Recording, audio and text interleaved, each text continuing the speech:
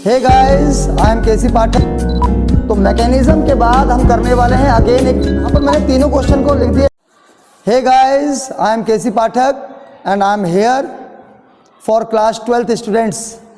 और आज से टिल 27th ऑफ फरवरी मैं हमेशा हर दिन आपके सामने मिलूँगा कुछ क्वेश्चन से लेकर के केमिस्ट्री के। एंड जो बच्चे लास्ट मोमेंट पे पढ़ते हैं ये उनके लिए बहुत बेनिफिशियल होने वाला है। और लिखवा लें, गारंटी ले लें, इनमें से 80% क्वेश्चन एज इट इज़ आपके एग्ज़ाम में आएंगे। तो ये वीडियो खास उन बच्चों के लिए ही बनने जा रहा है। मैं यहाँ पर आज ऑर्गेनिक केमिस्ट्री के कुछ क्वेश्चंस नोट डाउन कराऊंगा एंड डेली मैं एक वीडियो बच्चों के लिए बनाऊंगा। तो ज़्यादा से ज़्यादा शेयर करें इस वीडियो को ताकि वो बच्चे अच्छे नंबर लेकर के पास हो जाएं। And this is only for CBSE board students. तो चलिए स्टार्ट करते हैं। यहाँ पर मैं क्वेश्चन भी लिखूंगा और उसको सॉल्व भी करके दिखा दूंगा, लेकिन करना है आपको, ये ध्यान रखेंगे। तो आज मैं एक डेट डाल रहा हूँ यहाँ पर। Today is last day of the month 31 January 2026। And बड़ा अच्छा कोइंसिडेंट है आज।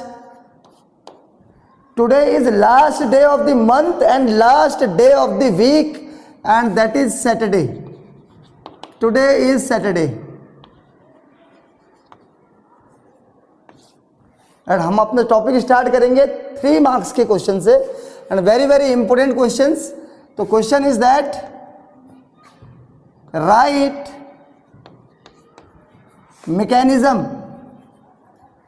Mechanism of dehydration of ethanol.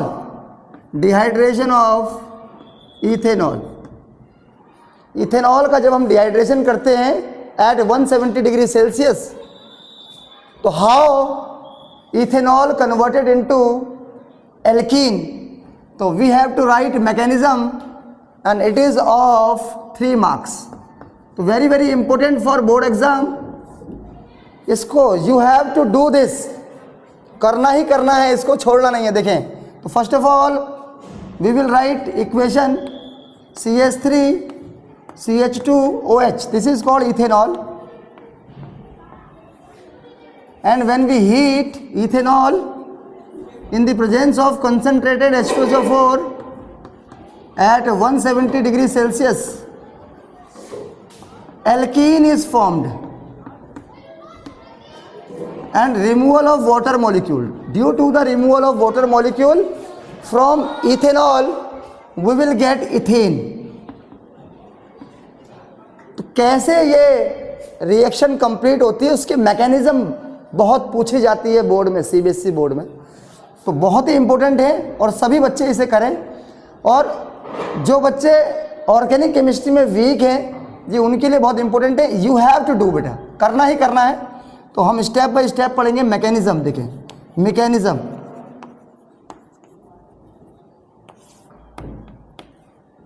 It consist 3 step. ये रिएक्शन जो है 3 स्टेप में होती है। Step 1, the name of step 1 is called protonation,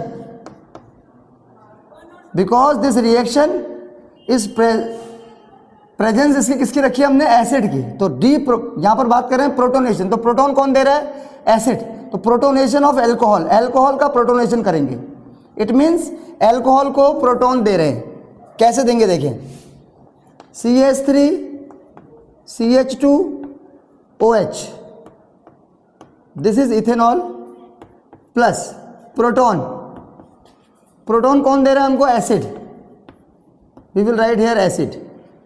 क्या बन जाएगा, देखें, CH3CH2 एंड ऑक्सीजन के पास लोन पेयर है तो प्रोटॉन को एक्सेप्ट कर लेगा। तो क्या बन जाएगा, O single bond H, this is already present and another hydrogen is also present in oxygen and one lone pair is left only and positive charge contained, and this new product is called protonated alcohol. Protonated alcohol. First step complete. Second step. In second step, we will do dehydration. Dehydration of, या only you can write dehydration. तो again ये जो protonated alcohol है इसको यहाँ पर note down करेंगे, CH3 CH2OH, this is called protonated alcohol. And now इसे जब गर्म कर रहे हैं तो हमने कहा यहाँ से बॉन्ड ब्रेक हो जाएगा बेटे, यहाँ से बॉन्ड ब्रेक होकर के जाएगा बाहर एंड वाटर मॉलिक्यूल निकल जाएगा बाहर. एंड CH3 जब ये बॉन्ड यहाँ से ब्रेक हो जाएगा तो पूरा बॉन्ड ब्रेक होगा तो कार्बन पर डेफिशिएंसी हो जाएगी. तो due to deficiency carbon contain a positive charge. तो CH3 single bond CH2, this is called carbocation, ethyl carbocation. Ethyl carbocation, this is carbocation. And removal of water, second step में water का removal कर दिया हमने. And last and final step, step third, and this step is similar to the step 1. यहां पर हमने क्या किया, प्रोटोनेशन. एंड लास्ट स्टेप में क्या करेंगे, इसका अपोजिट काम, डी प्रोटोनेशन. जो प्रोटॉन हमने इसको दिया था, जिस कैटलिस्ट के प्रेजेंस के कारण से यह H+ आया, अब हम इसको वापस देने की बारी आ गई. तो क्या लिखेंगे, D protonation. D protonation, D protonation. देखें CH3 कार्बोकेटायन निकालेंगे यहां से, ये CH3 CH2+. तो we can write CH3 as CH2 single bond H. And ये बॉन्ड यहाँ से प्रोटॉन बाहर निकलेगा. तो जब प्रोटॉन निकलेगा तो ये बॉन्ड इसके बीच में लग जाएगा. तो यहाँ पर क्या आ जाएगा, देखें CH2, now double bond CH2 and proton as it is बाहर आ गया जैसे हमने इसको दिया था.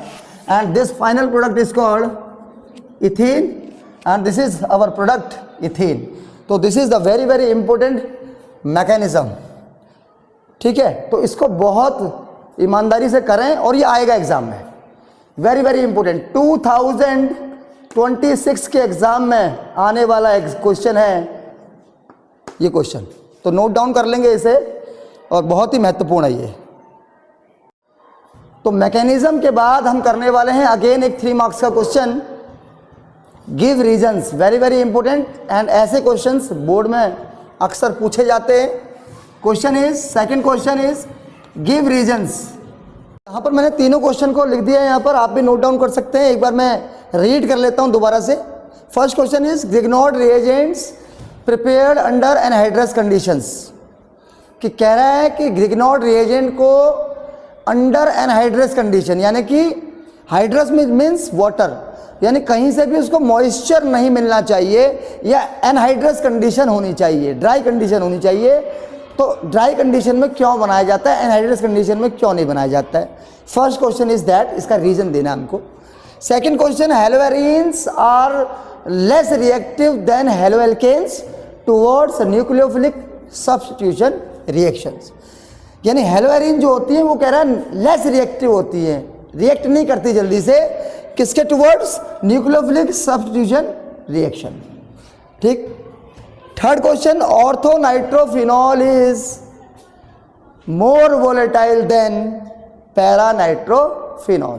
तो these are the very very important questions and आने की संभावनाएं बहुत ज़्यादा हैं ऐसे क्वेश्चंस की.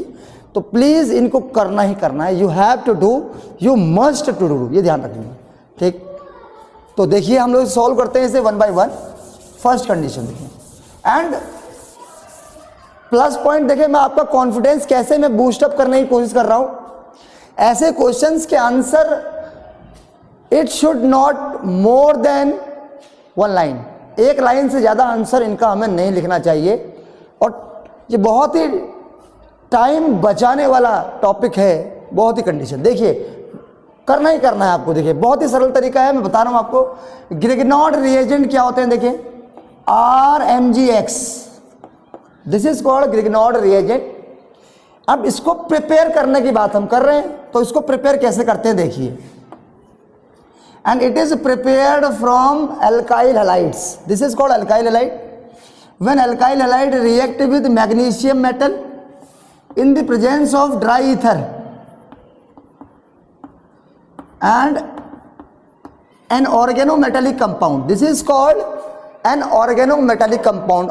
Organometallic compound means कार्बन और मेटल की जो रिएक्शन से बॉन्ड बनते हैं उसको हम कहते हैं क्या, ऑर्गेनोमेटालिक कंपाउंड्स कहते हैं, ये ध्यान रखिए. This is called Grignard reagent.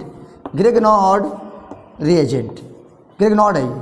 ग्रिग्नॉड is the name of scientist, that's why this compound is called Grignard reagent. And it is highly unstable compound. ये बहुत ही हाईली अनस्टेबल कंपाउंड होता है. हेयर यहाँ पर जो कार्बन होता है it contain negative charge and इस पूरे पर जो चार्ज आएगा वो होता है पॉजिटिव चार्ज.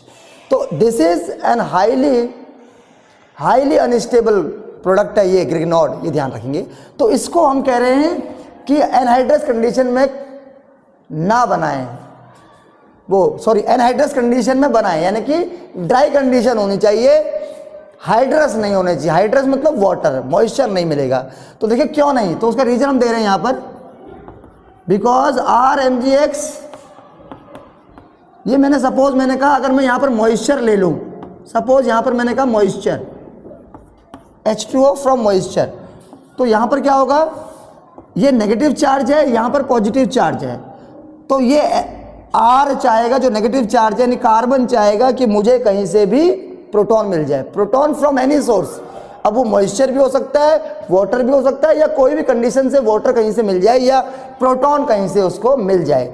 तो जैसे ही ग्रिग्नॉड को प्रोटॉन देने के लिए कोई सोर्स अवेलेबल होगा तो ये प्रोटॉन को एक्सेप्ट कर लेगा और क्या बना देगा, एक नया प्रोडक्ट बना देगा. कौन, alkane. This is called alkene.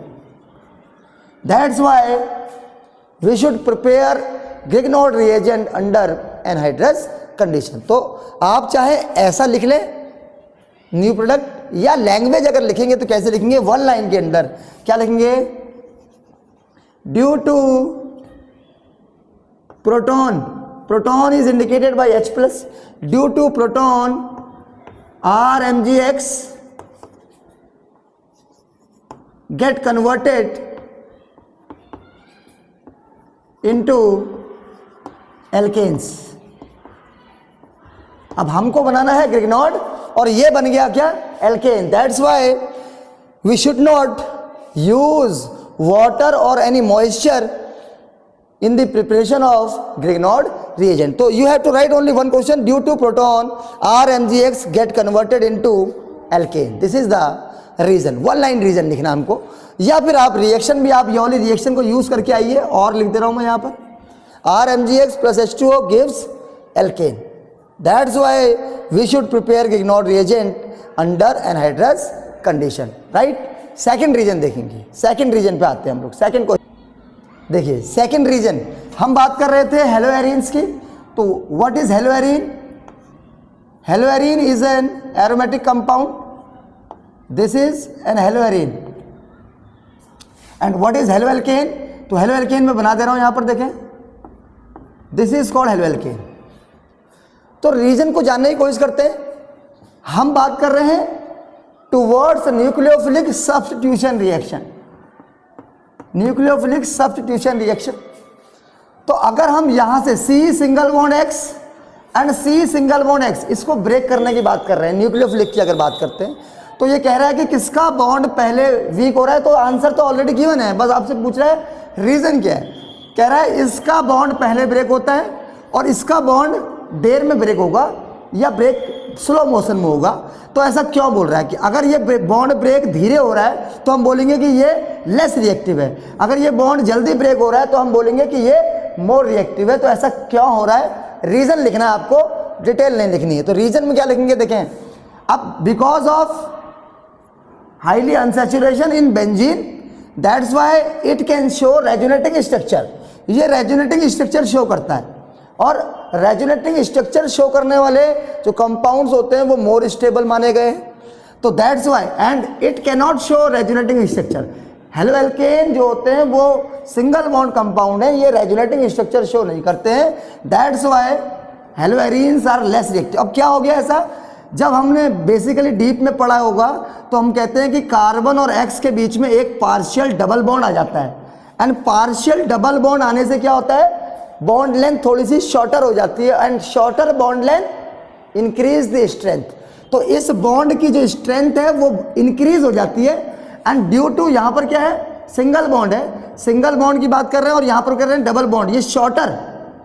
Otherwise यहाँ पर बात कर रहे हैं डबल बॉन्ड से क्या हो गया, बॉन्ड लेंथ छोटी हो गई, शॉर्टर थी बॉन्ड लेंथ। यहाँ सिंगल बॉन्ड है तो इसकी बॉन्ड लेंथ छोटी नहीं हुई, लेकिन यहाँ पर ड्यू टू रेजोनेंस, यहाँ पर जो पार्शियल डबल बॉन्ड आया उससे बॉन्ड लेंथ क्या हो गई, शॉर्टर हो गई, और इसलिए ये बॉन्ड देर में टूटेगा और ये बॉन्ड क्या होगा, इजीली ब्रेक हो जाएगा। तो हम लोग आंसर लिखना है, we have to write only reason, not in detail. तो हम क्या लिखेंगे, देखें, due to hello arene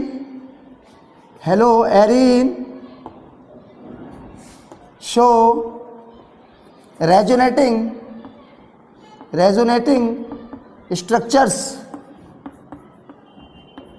structures hence it is less reactive towards NSR। आपको बस इतना सा लिखना है, आपको बस, आप ऐसे लिख के आएंगे, नंबर नहीं कटेंगे, आपको केवल रीजन लिखना। तो आपने लिख दिया due to haloarene show resonating structure. Haloarene जो होते हैं वो रेजोनेंस स्टेबलाइज्ड होते हैं, आप ऐसे भी लिख सकते हैं। आप यहां पर मैं दूसरा रीजन लिखता हूं, because haloarenes are resonance stabilised. इतना भी आप लिख के आएंगे तो वन लाइन में आपको रीजन लिखना है, और करके लिख दिया because haloarenes are resonance stabilized, जबकि हेलो एल्केन जो होते हैं रेजोनेंस स्टेबलाइज्ड नहीं होते हैं। तो this is the one line answer. आप you can use any one, ये ध्यान रखेंगे। अगर आप जो बच्चे अच्छे हैं तो वो क्या करेंगे, अगर आप इसको रेजोनेटिंग स्ट्रक्चर इसकी शो करके आते हैं तो बेस्ट आंसर हो जाएगा। आप if you can draw the resonating structure, otherwise जो बच्चा केवल लास्ट मोमेंट पे पढ़ रहा है उसके लिए ये आंसर ही अपने आप में इनफ है, नंबर मिल जाएगा उसको, ये गारंटी है मेरी, ठीक, ये ध्यान रखेंगे। नेक्स्ट थर्ड क्वेश्चन की तरफ बढ़ते हैं हम लोग, ठीक, चलिए। Now it turns to third question, orthonitrophenol. तो देखें बहुत ही आसान क्वेश्चन पूछा गया है बेटा हमसे, ये बोर्ड के बच्चों के लिए।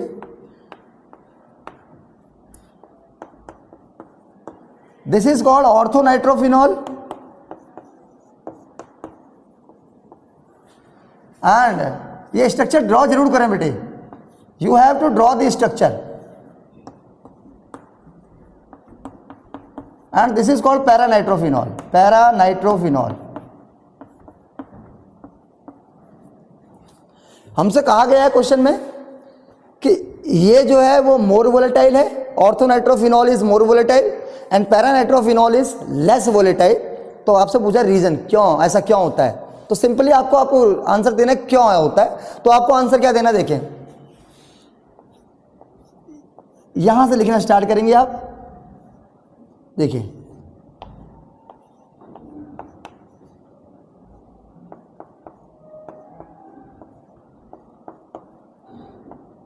यहां पर देखें due to intramolecular H bonding, यहां पर क्या होती है देखें। तो रीजन आप लैंग्वेज में लिखना चाहें या स्ट्रक्चर बनाना चाहें, एज यू विश, मैं दोनों काम करेंगे। देखें ऑर्थोनाइट्रोफिनॉल में यहां पर आप ऐसे करके लिखें intramolecular H bonding as it is लिख के आइए, नंबर नहीं कटेगा आपका, ये ध्यान रखेंगे। तो क्या लिखेंगे, मैंने लिखा है ड्यू टू इंट्रामोलिकुलर, मैं यहां लिख दिया मैंने, यहां पर इसी को लिख के आया, एज इट इज लिख के आया। तो due to intramolecular H bonding in orthonitrophenol it is more volatile, and paranitrophenol में देखें यहां पर क्या रीजन है,